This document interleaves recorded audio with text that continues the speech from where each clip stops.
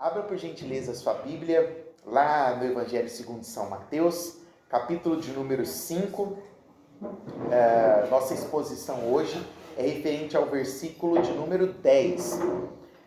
Nós vamos expor o versículo de número 10, mas vamos ler também, o versículo 11 e 12, porque a nossa proposta hoje é encerrarmos o sermão da bem-aventurança, certo?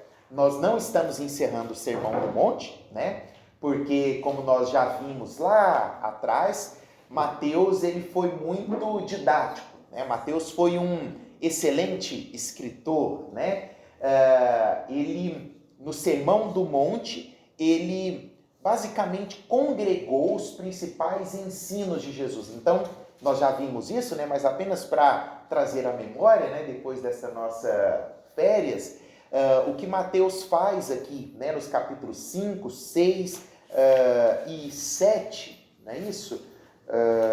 5, 6 e vai terminar lá no 7, exatamente, lá no finalzinho do 7, antes de começar capítulo 5, 6 e 7, nós temos Mateus congregando, talvez ali, o ápice dos estudos de Jesus, E esse ápice dos estudos ficou conhecido como Sermão do Monte, porque começa a ser ensinado, aos pés do monte com este sermão aqui, que é o Sermão das Bem-aventuranças.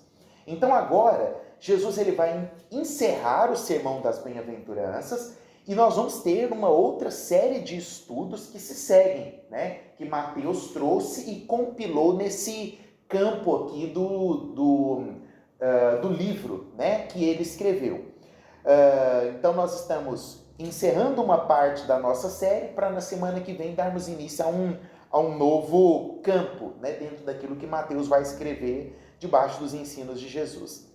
Vamos ler o que diz, Mateus capítulo de número 5, versículo 10.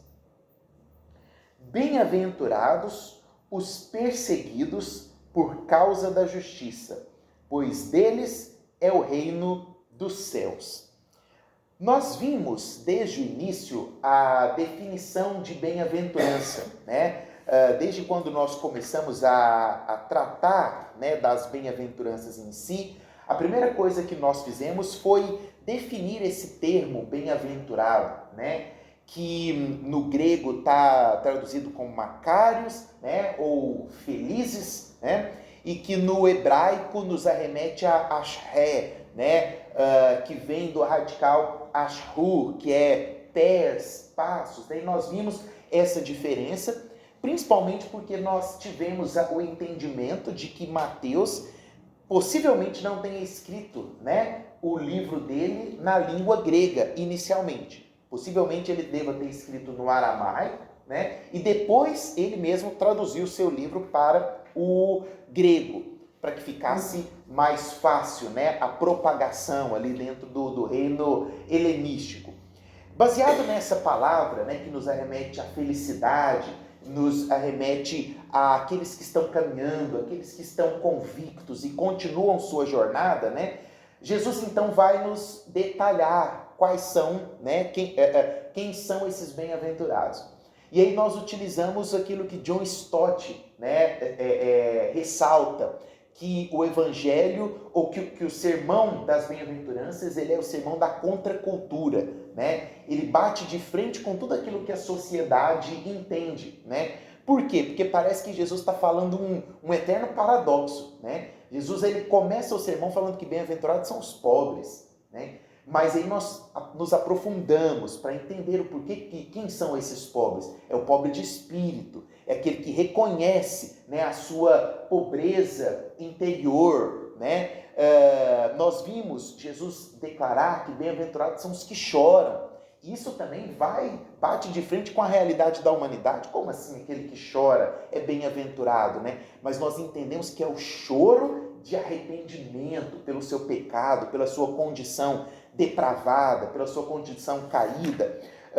Nós vimos Jesus expor que bem-aventurados são os mansos, né? E nós vimos que a característica de mansidão, ela não é uma característica fleumática, né? Mas é aquela característica do equilíbrio, né? A característica da virtude que todo cristão deve ter. Nós vimos Jesus expor que nós precisamos ter fome e sede de justiça, para que assim nós pudéssemos também sermos considerados, né, como bem-aventurados, né?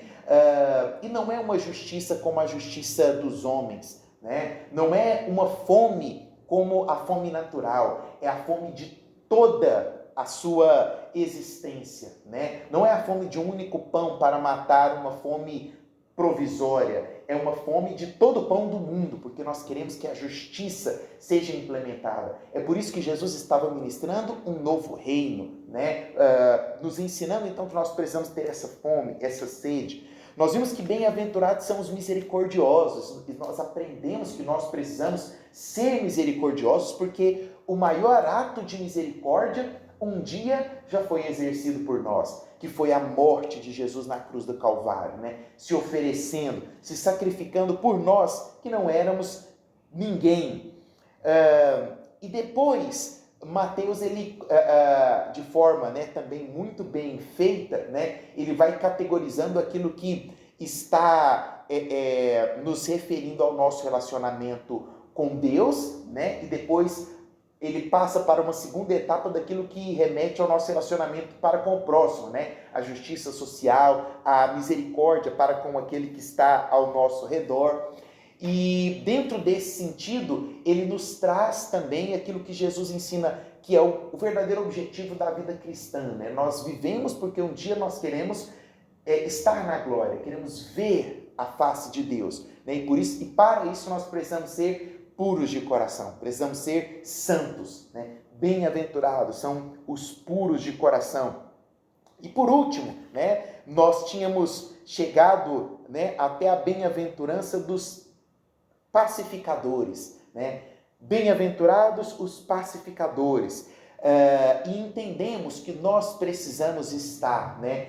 E nós precisamos viver esse conceito de paz com Deus, paz conosco e paz com o nosso próximo, né? A paz, ela necessita dessas três direções, né? Nós precisamos de ter a paz com Deus, precisamos de ter paz conosco, né? Às vezes nós vivemos numa guerra interior, né? Nós precisamos buscar essa paz, que é a paz que excede todo entendimento, que vem de Deus. E por último, então, né, agora nós vamos encerrar com essa última bem-aventurança, que não por acaso recebe talvez, né, o maior espaço comparado às outras, porque Mateus ele descreve essa bem-aventurança no versículo 10, mas ele discorre sobre ela nos versos 11 e 12, terminando esse contexto, né? E nós vamos finalizar exatamente do jeito que nós começamos. Jesus ele vai finalizar o sermão exatamente do jeito que ele começou, estabelecendo um paradoxo, dando um nó na cabeça das pessoas daquela época, né? Hoje, né, nós temos total condição de, através da teologia, através dos estudos teológicos, né, da hermenêutica, através do estudo aprofundado, né, do grego, do aramaico, para tentar entender os aspectos os quais Jesus estava ensinando e a forma com a qual Mateus tentou nos passar, né, da forma mais fiel possível. Mas eu imagino naquela época, aquelas pessoas ouvindo isso, né? É por isso que Jesus, ele diz exatamente o motivo pelo qual ele veio, né? Olha, eu estou pregando por parábolas exatamente para que muitos não entendam.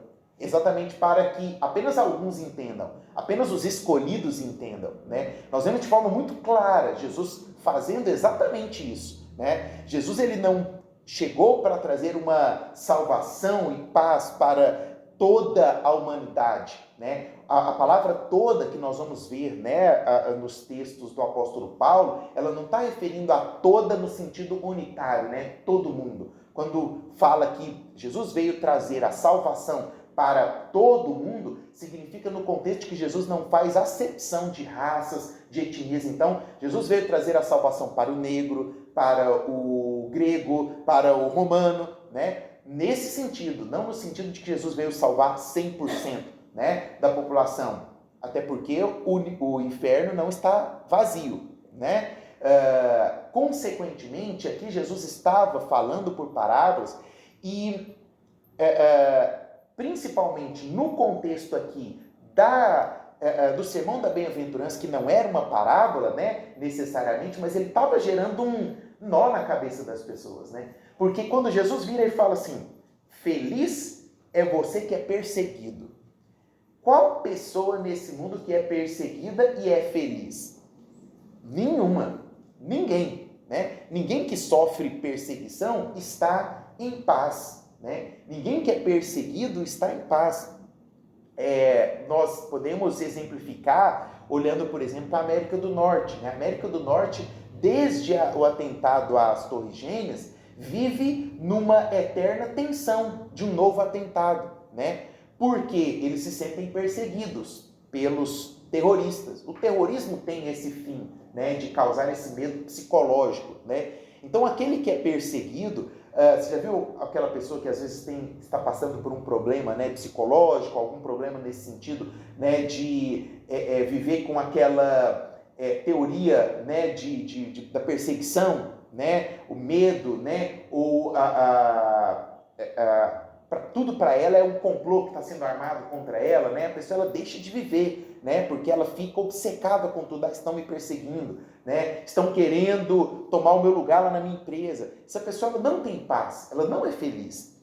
Então, como que nós vamos entender isso que Jesus está demonstrando aqui? Isso que Jesus está querendo dizer, né? Mateus ele tenta dar uma destrinchada e uma esclarecida, para que talvez ficasse mais fácil para aqueles que iriam ler, né? E para nós também. Ele entra no versículo de número 11 falando sobre essa bem-aventurança. Ele diz assim, bem-aventurados serão vocês quando, por minha causa, os insultarem, os perseguirem e levantarem todo tipo de calúnia contra vocês.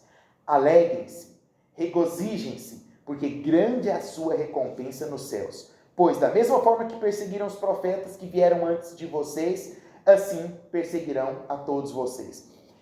Na verdade, Mateus ele só deixa claro aquilo que Jesus está dizendo. Ele está falando, olha, de fato, haverá uma perseguição.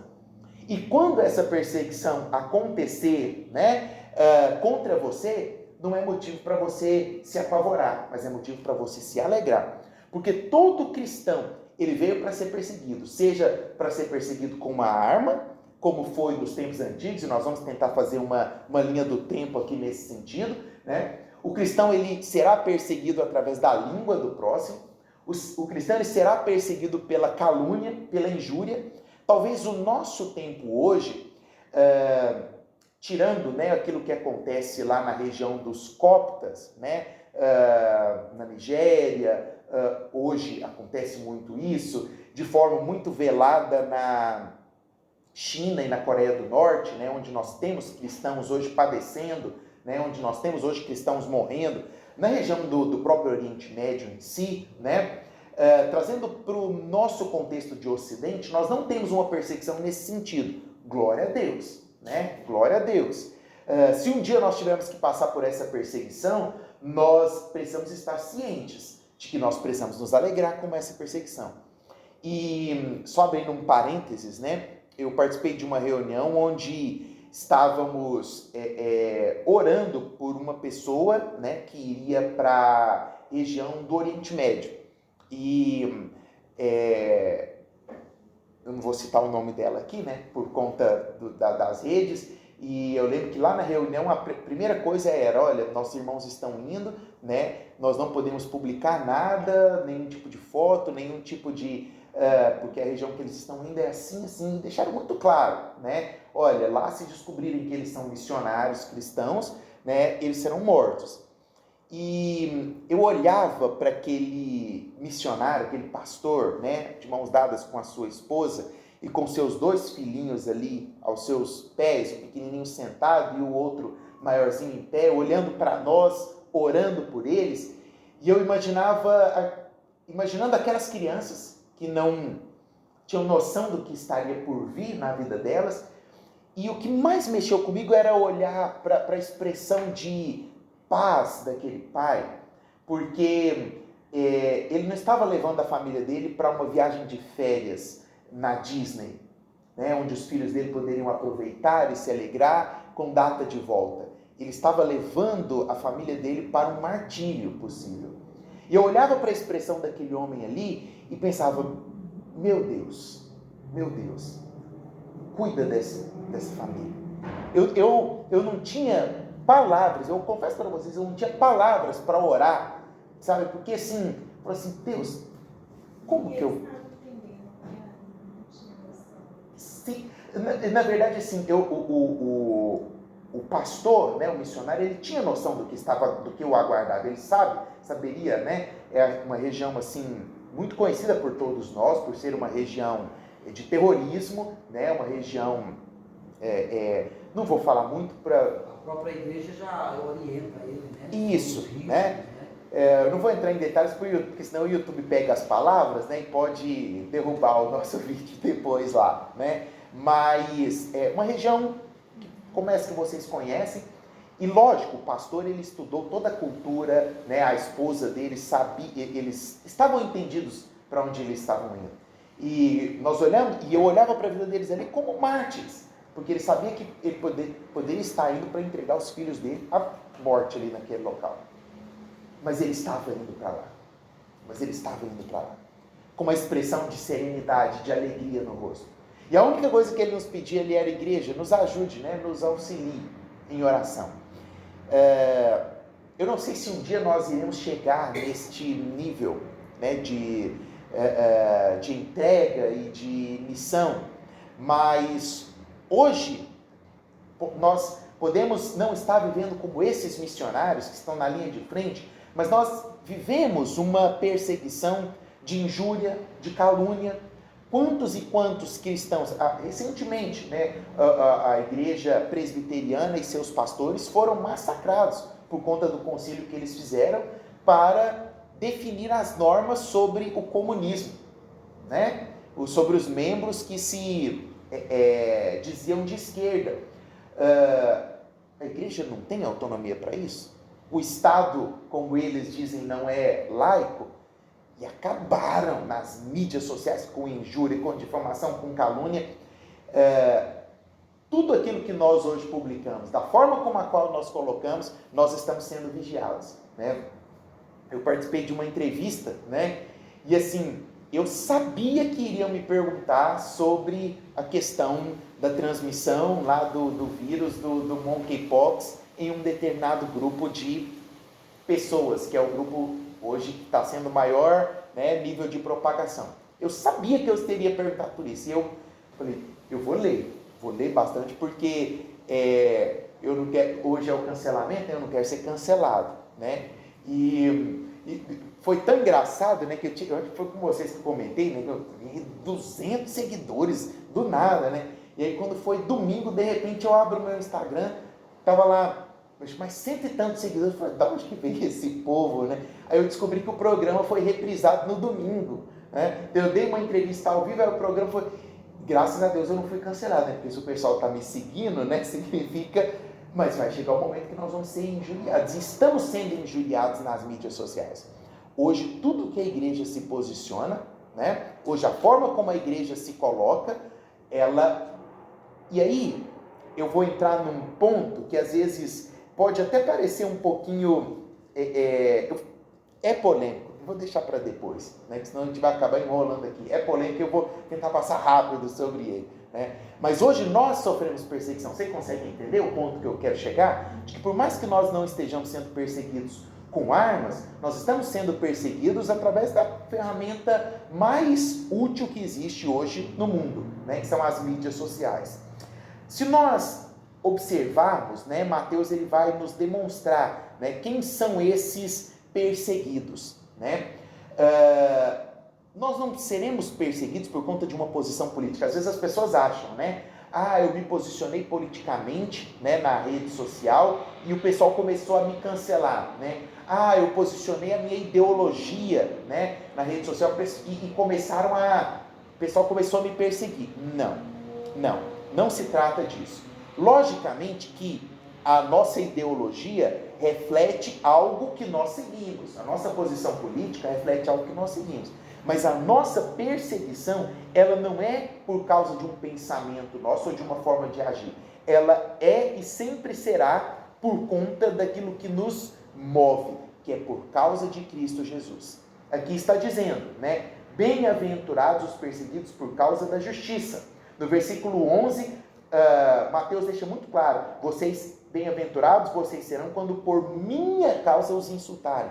Então, muitas vezes nós olhamos, né, para algumas situações e a pessoa eu estou sendo perseguido pela sociedade, né? Eu estou sendo cancelado.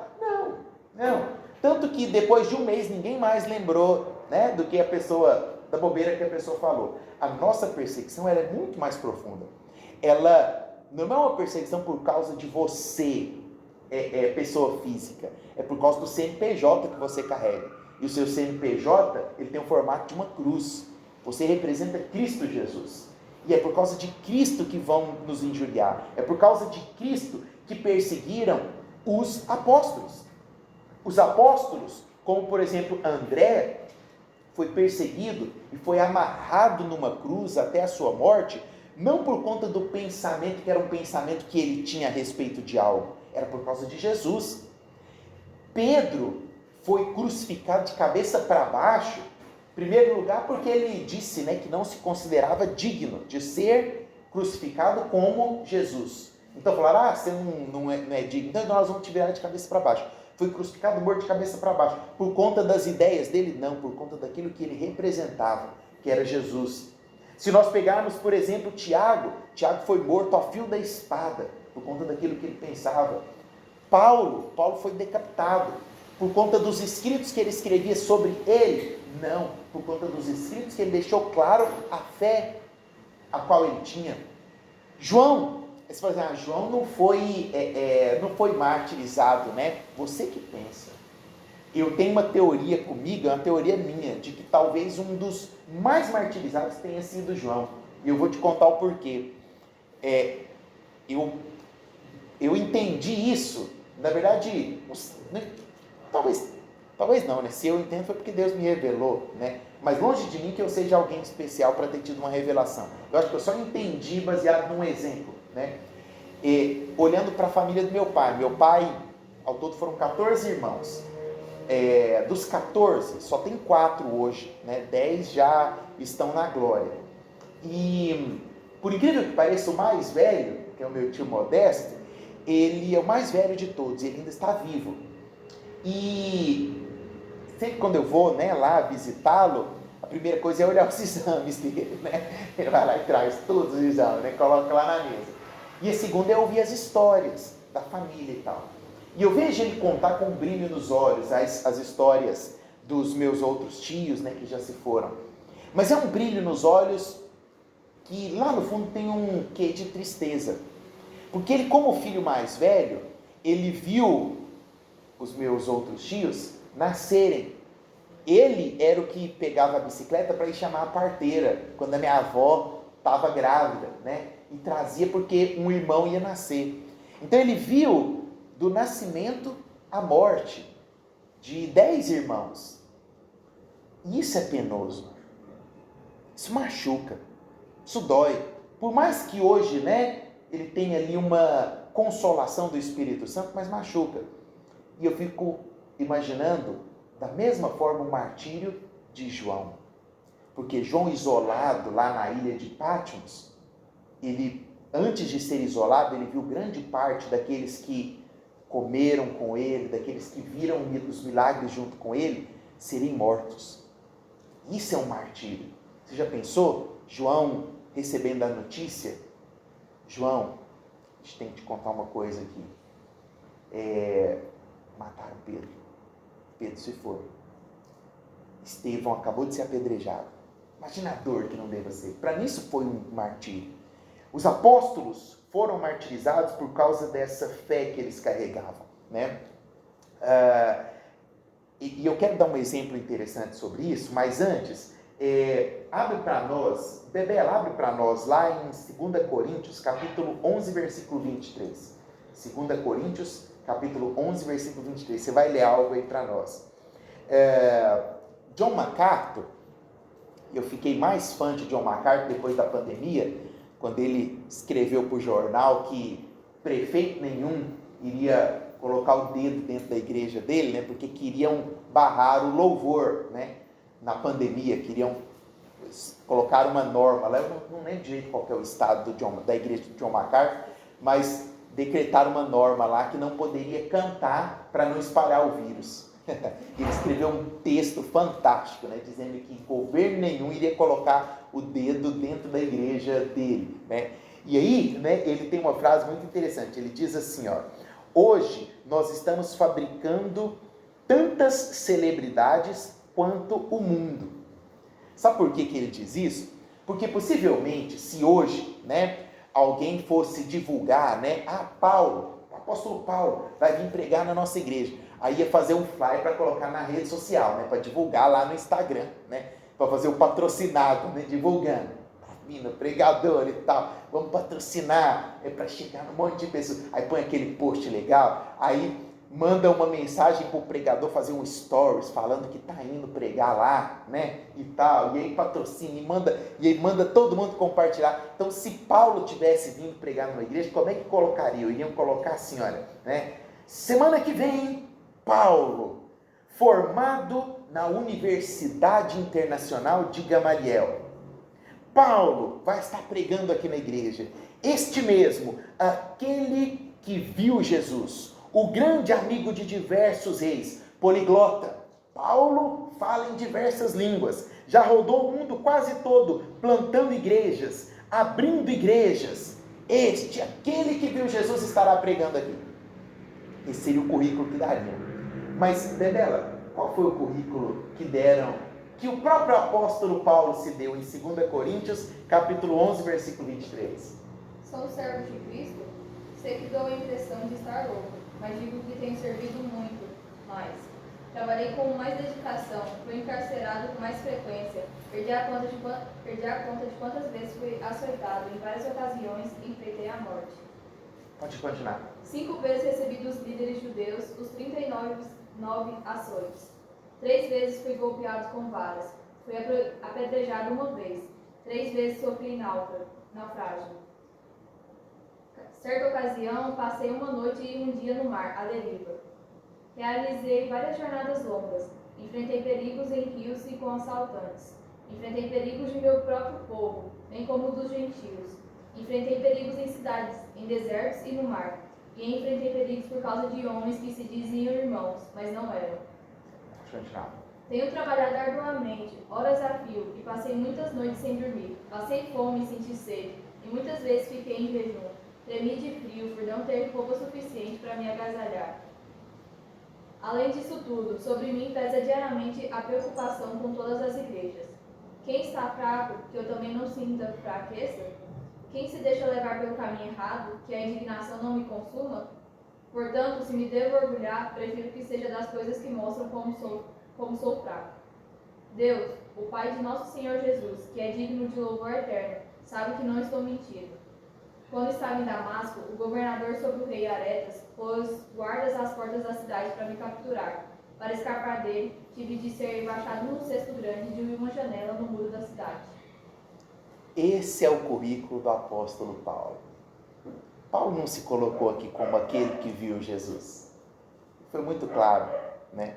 Só um detalhe para vocês, ele fala que recebeu 39 açoites. Você sabe o que isso significa? 39. Havia uma lei romana. A lei romana era a lei dos 40 menos 1. Qualquer pessoa em Roma que recebesse 40 açoites, ele teria recebido a maior punição passível de ser realizada a uma pessoa, a um indivíduo. Então ele estaria imune. Nunca mais ele poderia levar açoites, de qualquer tamanho que seja. Por quê? Porque ele levou a carga máxima. Então, o que faziam com Paulo quando iam açoitar ele? 1, 2, 3, 20, 30, 31, 35, 38, 39, não davam o 40 para que ele pudesse ser açoitado novamente, apanhar de novo. Este era o currículo do apóstolo Paulo. Parece que é um pouco diferente do currículo que nós observamos no nosso mundo atual, né? No nosso mundo atual, infelizmente, alguns cristãos acham que serão perseguidos pelos seus erros, né? Eu estou sendo perseguido porque eu errei. O cristão, ele é perseguido pelo acerto. Quando nós acertamos em seguir Jesus, nós somos perseguidos.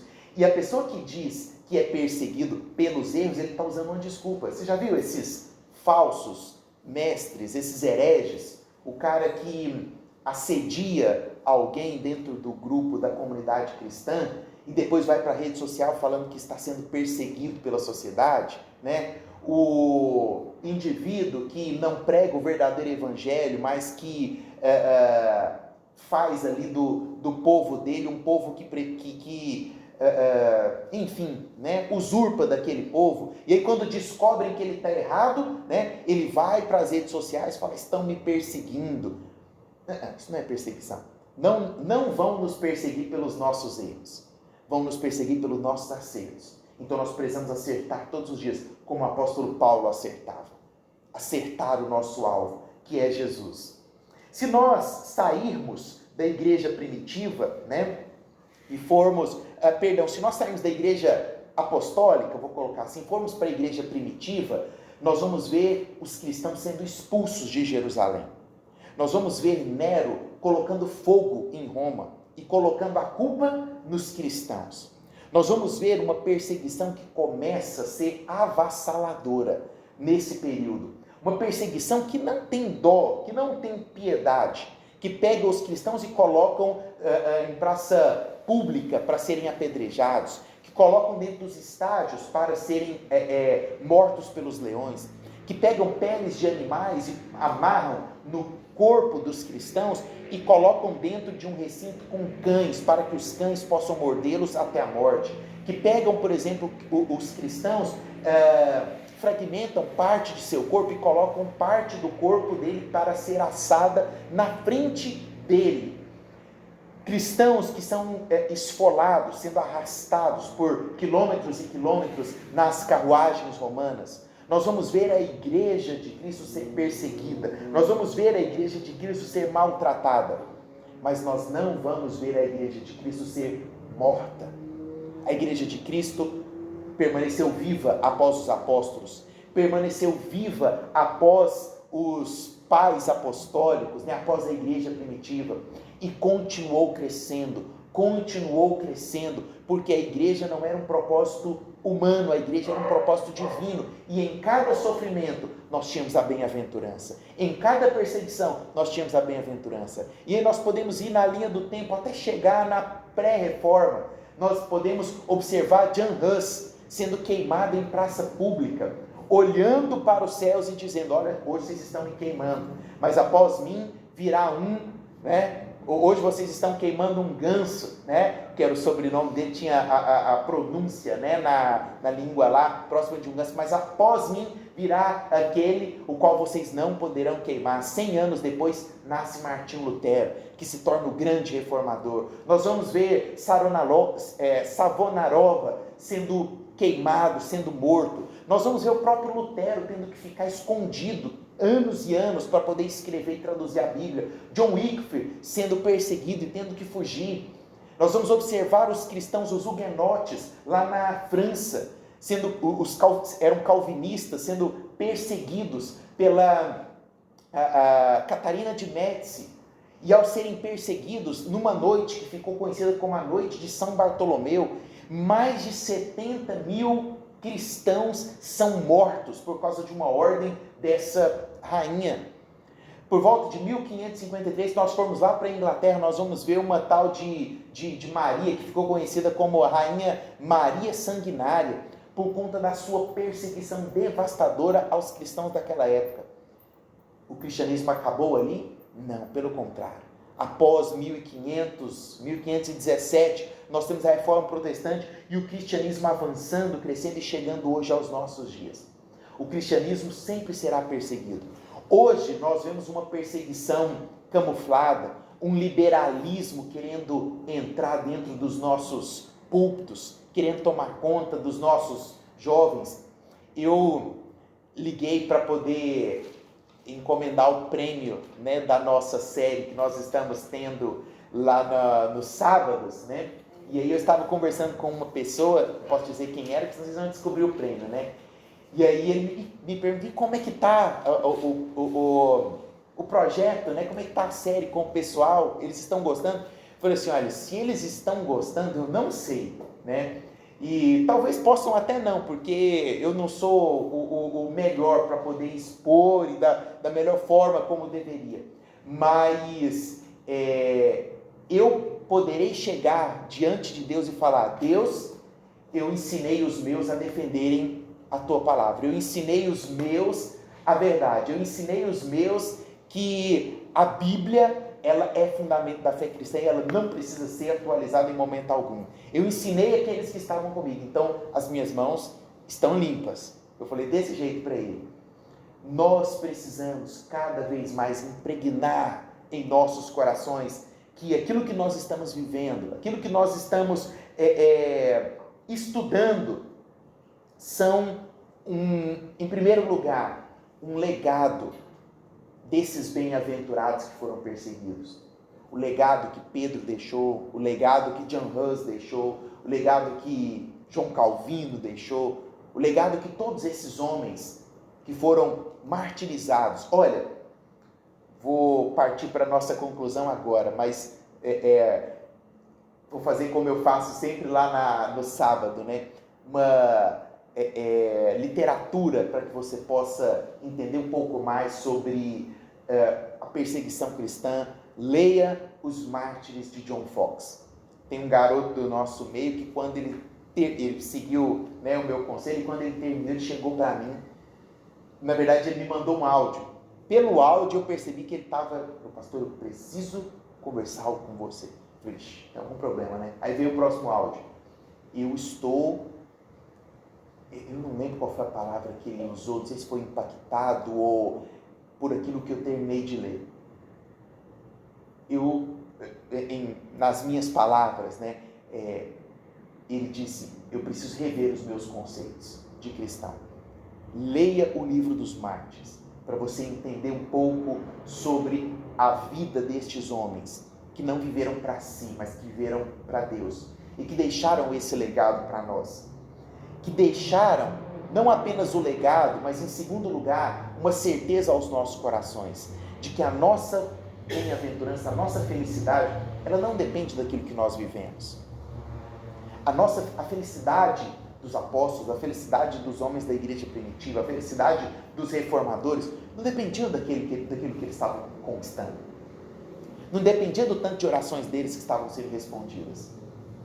Meus queridos, resposta de oração não é sinal de comunhão nossa com Deus. Não é porque uma oração nossa não foi respondida que nós não estamos no caminho certo. Nós precisamos entender um pouco mais da vontade de Deus. Nós precisamos entender qual é a vontade de Deus para nós. E uma das coisas que eu tenho certeza é que a nossa felicidade, ela não se baseia naquilo que nós conquistamos, naquilo que nós ganhamos. A nossa felicidade, ela não diz respeito a esse reino. Por quê? Porque, em terceiro lugar, a nossa felicidade, ela diz respeito a um reino que é eterno. Nós não vivemos por aquilo que nós estamos vivenciando aqui. A nossa vida aqui, ela sempre será passageira. Por último, nós podemos dizer que a bem-aventurança, né? Jesus, ele fecha esse sermão da bem-aventurança exatamente da mesma forma como ele começou. E para exemplificar isso, nós temos um fato, né, que aconteceu no V século, na vida de um grande cristão chamado Crisóstomo. Certa vez, Crisóstomo foi preso e coagido, né, ali pelo fato de estar pregando o evangelho. Ele foi levado até o imperador Arcádio, exatamente por conta disso, porque ele estava pregando a palavra de Deus. E quando ele chegou diante do imperador, né, ali preso com toda a escolta armada, diante do imperador, o imperador vira para ele e fala: Crisóstomo, eu vou ter que te banir por conta disso que você está fazendo, por conta da forma com a qual você está pregando a palavra, aquilo que você está fazendo, eu vou ter que te banir. Então Crisóstomo vira para o imperador e diz: Majestade, você não pode banir-me, porque o mundo é a casa do meu pai. O imperador então respira, pensa, vira para ele e fala: então eu terei que te matar. Crisóstomo, numa serenidade, olha para o imperador e diz: Majestade, não podes me matar. A minha vida, ela está guardada com Cristo em Deus. O imperador, já indignado, vira para ele e fala: tudo bem, iremos confiscar todos os seus bens. Ele, com todo respeito, Sua Majestade, isso não será possível, porque o meu tesouro não está aqui, meu tesouro está nos céus. Então o imperador, agora desesperado, porque não tinha mais como coagi-lo, fala: tudo bem, nós iremos te prender, afastá-lo de todos aqueles que estão ao seu redor e de todos os seus amigos.